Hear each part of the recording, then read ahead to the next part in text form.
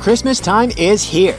You finally found a nice tree, brought it into your home, and now you're ready to decorate. But first off, you should unclog your toilet because something smells really bad in your place. Oh, wait, could that be your new tree? Possibly. And there can be a couple of reasons for that. First, when you bring the tree home, it's cut down but still alive. That means it will try to seal the cut in its trunk with resin to heal itself. So if you just put it in the water, the tree won't absorb any. You'll end up with stagnant water in the bucket, and it won't take too long before it starts to stink. So, when you first bring your new Christmas tree in, take a sharp knife and refresh the cut so the tree can start drinking the water. Or you might have brought it too early. A Christmas tree enters the final stage of its life when you bring it indoors.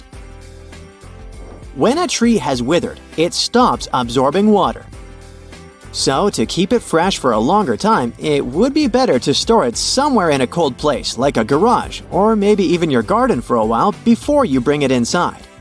This way, your tree will get about 2 extra weeks before it starts to dry out. You can do your best, but there's always an option that you have picked the tree that wasn't fresh from the beginning.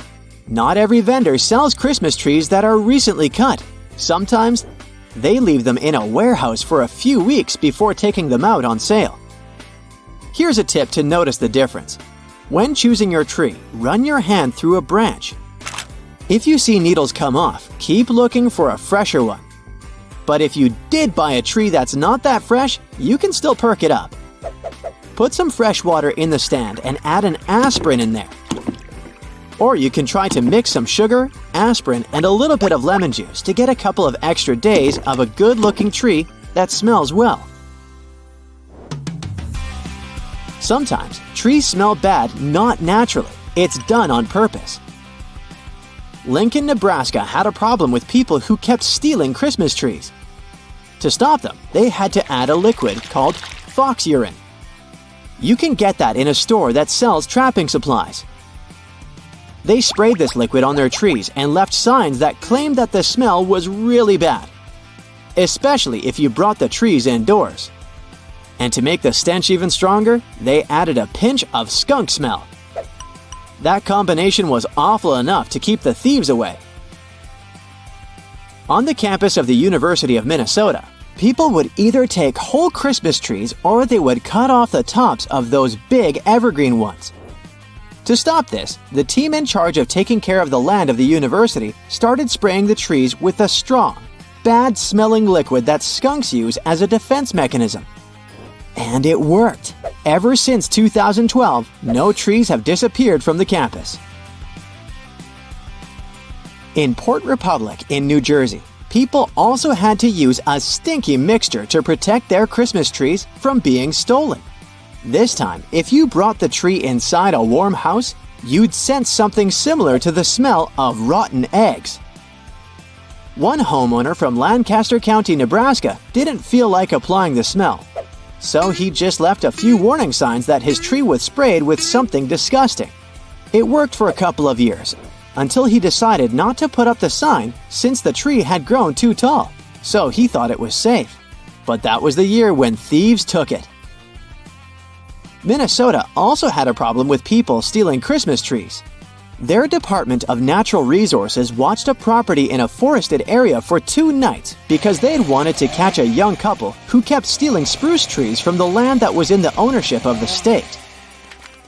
That couple was kinda like a modern version of Bonnie and Clyde. They had illegally cut down almost 2,000 trees. They wanted to sell them, but eventually they ended up arrested. Of course, Christmas is not only about smelly or non-smelly trees. Different countries have their own ways of celebrating this holiday. For example, in Austria, there's a character called Krampus, who scares kids who haven't been good and leaves them sticks. In Catalonia, a region in northeastern Spain, they have a nativity scene with their own funny figurines. They also have a pretty unique tradition called Dia de Nadal. It's a log with a red hat and a face drawn on it. They treat it as a Christmas character. They feed the log bits of food and then hit it with a stick while singing a special song. The log is then supposed to poop out presents, which are often pieces of nougat candy. In Sweden, Christmas is not Christmas without Donald Duck. About 40% of Swedish people gather around their TVs on Christmas Eve to watch this popular cartoon. Ever since 1959, their main TV channel has been showing a special program called Donald Duck and His Friends Wish You a Merry Christmas. Back in the day, Sweden had only 2 TV channels, so this was the only time they could actually watch American and Disney cartoons. The tradition became so popular among people that many, during this program, used their phones less. There were even fewer emergency calls at that time. It's a tradition they really value, not something you can perhaps record and watch later. People are so into the show that they watch it in silence unless there's a funny scene, when they laugh, or when they want to share their favorite lines. Here's something that will warm your heart. J.R.R. Tolkien, the author of The Lord of the Rings, wrote letters to his kids every year where he presented as Father Christmas. These letters started off as simple Happy Christmas cards, but as time went by, they turned into more complex stories. After a while, he even started talking about goblins, a polar bear sidekick, the man on the moon, snow elves, and many other magical things. He even developed a special Arctic language. People in Iceland have a beautiful cozy tradition, which in translation from their language means Christmas book flood. It started back in the 1940s when paper was in short supply, so many would exchange books as presents. This tradition has remained, which is why Icelanders, even today, love giving and receiving books for this time of year. Sometime around mid-November, every household gets a book catalog they can use to order gifts for their family and friends just in time. The main day for exchanging presents is Christmas Eve. They open gifts and later enjoy hot chocolate and reading their new books. Not all countries have a custom of opening Christmas gifts together on the same day. Some are shocked to hear that in certain countries, families open their presents on December 24th. Hollywood movies often show families who put out Christmas and milk for Santa, who comes to visit on Christmas Eve. And the following day, they wake up and start ripping the paper off their presents. Sometimes in the movies, you can see people who exchange a single gift on Christmas Eve. The presents are usually festive pajamas, which they wear and sleep in on December 24th. This way, they kinda prepare for all the joys, excitement, and opening presents the next day. Japan has its own unique tradition. Instead of preparing a homemade meal for Christmas Day, they eat fried chicken from KFC. It's so popular that people have to make their KFC orders weeks in advance to make sure they'll get their food. The Kentucky for Christmas slogan started as a part of a marketing campaign back in 1974, and now, decades later, about 3.6 million Japanese people enjoy their fried chicken for Christmas. People in Norway pay only half their tax in November, so everyone has more money for Christmas. That way, a month before Christmas is the time when Norwegian employees really make the most of their working hours. They might even put in a bit of overtime. A weird white spot on a banana is a sure sign you probably want to throw them away, as these are the nests of spiders. I'm talking about the Brazilian wandering spider, as it has no GPS. And this guy is dangerous, also known as the world's most venomous spider. One bite and your nervous system is instantly blocked. As a nasty bonus, you get nausea and blurred vision. Don't worry, they're most likely to be found in South America. But since they like to hide, they can sneak into the banana box and travel wherever the bananas travel. They like to travel in their sack, and there is evidence of a mama spider traveling together with her baby spiders. Oh goody. Ever eaten canned food? Chances are you've hoovered up some maggots too. Those critters can be found in all types of food. Canned tomatoes? Sure thing. Canned mushrooms? Absolutely. Maggots are crazy about those. They love it so much that 20 maggots are good to go for 3.5 ounces of drained mushrooms. Sorry, pal, there's nothing we can do. Just accept it. Some creepy things in your food may actually be approved by the FDA. As weird as it may sound, the FDA is okay with 30 or more insect parts per chocolate bar. Want to know more? Okay, how about rodent hair in your peanut butter? Yummy. Despite the fact that peanut butter is one of the best controlled by FDA products out there, they don't see anything bad in a couple of rodent hairs per jar. Now, let's check your intuition. Question 1. How much mold is acceptable in apple butter according to the FDA? Not that much, actually. 12% mold is acceptable. Question 2. How much mold is okay for cherry jam? Things are getting stinkier, as 30% mold is okay for cherry jam. The last one? What about black currant jam? Ready? 75% moldy black currant jam is FDA approved. I don't think I'm going to eat peanut butter with black currant jam ever again. Broccoli is both good for health and risky at the same time. It's not that you shouldn't touch broccoli, but it's a rather friendly reminder to check your veggies. What if there might be a dangerous insect lurking inside your broccoli? Let's say the black widow spider. Their bite is not as bad as the Brazilian wandering spider's bite, but it's still not good. It's a true story. A guy from Ohio did find such a spider in broccoli. Luckily, the story has a happy ending. The person who found it called the local animal sanctuary, and the Ohio Another Chance Sanctuary adopted the spider and gave it a really cute name. Broccoli. Hey, wait a minute. We're adopting spiders now? Ho ho ho! Christmas is soon, and you opt for a live Christmas tree. Before dragging that tree right to your place, you better inspect it thoroughly. See that walnut-sized pinecone-shaped object hanging on your tree? Bad news. This is someone's dormitory.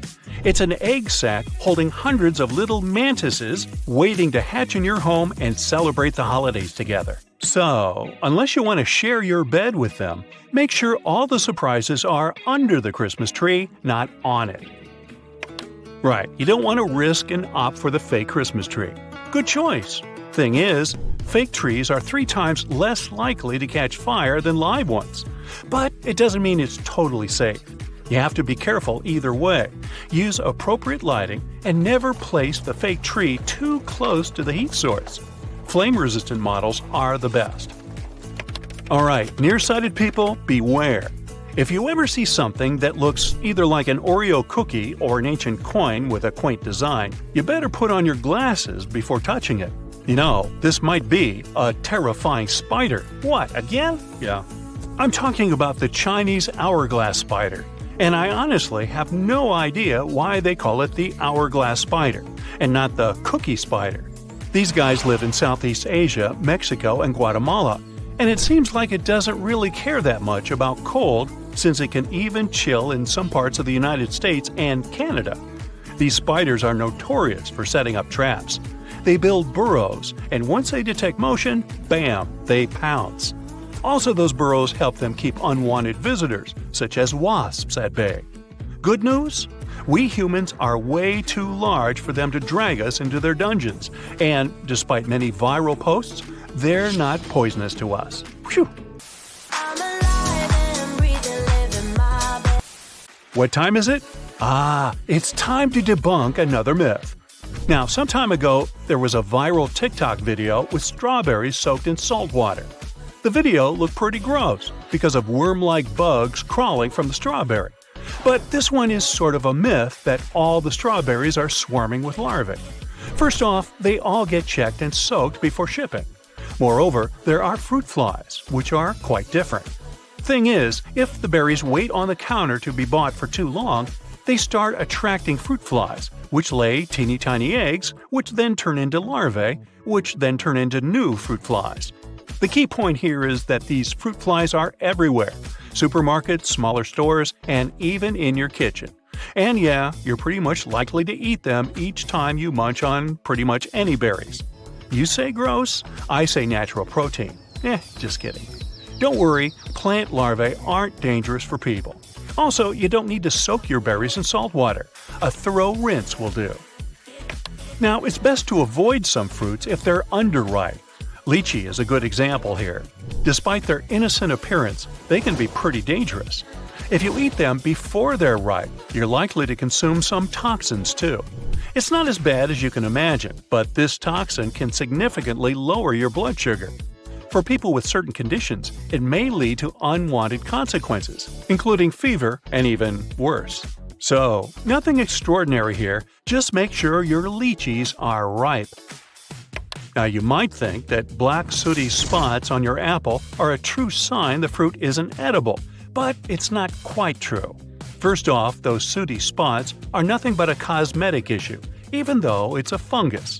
But don't worry, it's not dangerous or something. Option 1, scrub those spots off and munch on your apple. Option 2, peel the apple and munch on it. Option 3, where you throw the apple away, doesn't exist. Now, beware if the salmon you're about to buy has caviar. It might be a sign this fish is not going to be as yummy as you want. Salmon from the Pacific Ocean tend to lay eggs in freshwater, so they have to migrate when they do that. But once the salmon is in freshwater, all its systems kind of stop working and the fish stops eating. Such salmon is still edible, but the quality is way poorer than it could be. And what if you see a white capsule on your kale, which is supposedly a cocoon? Hey, no need to throw your dinner away. You can simply remove this aspiring butterfly, or fly, give that kale a fine rinse, and enjoy your salad. Oh, almost forgot. Be careful with pre-packaged salads. Even though the manufacturers claim they're safe to eat without washing, there is evidence of people getting health conditions because of unwashed prepackaged salads. Those salads landed them with hefty medicine bills to get rid of the consequences. Imagine you suddenly notice a fly in your drink. Is it doing the backstroke? Will you finish the glass or pour another one? Well, it depends on the gender of the fly. If you've got a female fly in your drink, a couple of minutes later the taste will get funky. If a male fly wants to take a bath in your glass, it won't ruin the drink. Thing is, the female flies have certain pheromones that are in charge of that funky smell. Even if you fish the fly out instantly, the drink can still lose its original taste, as even 1 nanogram of pheromone is enough. But since you probably won't be able to tell the fly's gender, you probably want to pour a new glass. Yeah, a fly in your stomach won't do anything bad to you, but it's sort of gross. That's it for today. So hey, if you pacified your curiosity, then give the video a like and share it with your friends. Or if you want more, just click on these videos and stay on the bright side.